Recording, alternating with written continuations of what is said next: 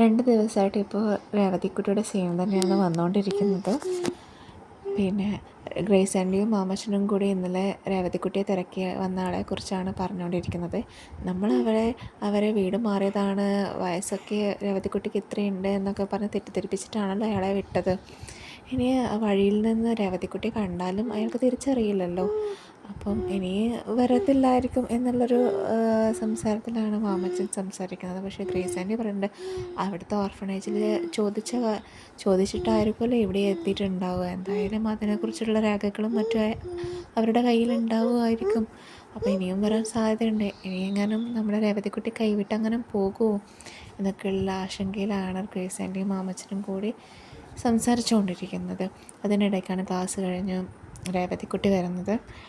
രേവതിക്കുട്ടിയോട് കാര്യങ്ങളൊക്കെ സംസാരിക്കുന്നുണ്ട്. ഇങ്ങനെയായ നിങ്ങളൊക്കെ വിട്ടു പോകുമോ? അപ്പോൾ രേവതിക്കുട്ടി നിങ്ങളൊക്കെ ആരാ എൻ്റെ, ഞാൻ എന്തായാലും പോകുമല്ലോ എന്നൊക്കെ പറയുന്നുണ്ട്. അപ്പോൾ അത് കേട്ടപ്പോൾ ഗ്രേസ് എനിക്ക് ഭയങ്കര വിഷമമായി.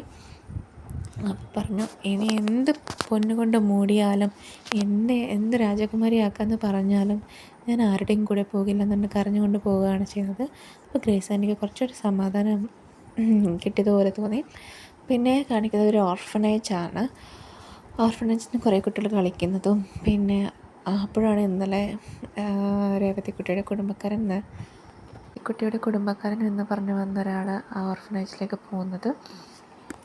ആ ഓർഫനേജിൽ പോയിട്ട് ചോദിക്കുന്നുണ്ട് ഇങ്ങനെ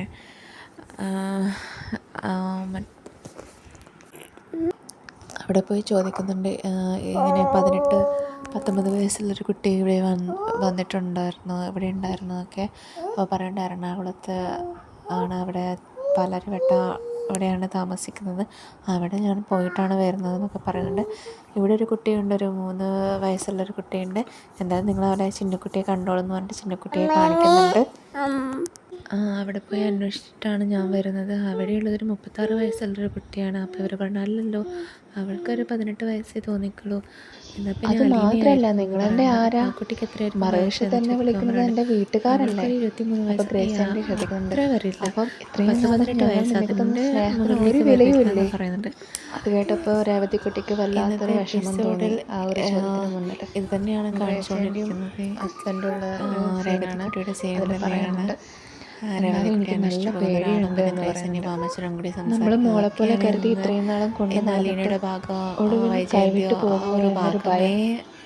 അത് കഴിഞ്ഞ് രേവതിക്കുട്ടി ഗ്രേസിന്റെ ബാക്കിൽ കൂടെ കെട്ടിപ്പിടിച്ച് പറയുന്നുണ്ട്, കണ്ടില്ലേ രണ്ടിൻ്റെയും കണ്ണ് നിറഞ്ഞത്, പൊന്നു കൊണ്ട് പുതക്കാന്ന് പറഞ്ഞാലും ഞാൻ നിങ്ങളെ വിട്ട് പോവാ ആൻറ്റി എന്ന ചോദ്യത്തിന് കഴിഞ്ഞവർ രേവതിക്കുട്ടി കരയുന്നതാണ് കാണിക്കുന്നത്.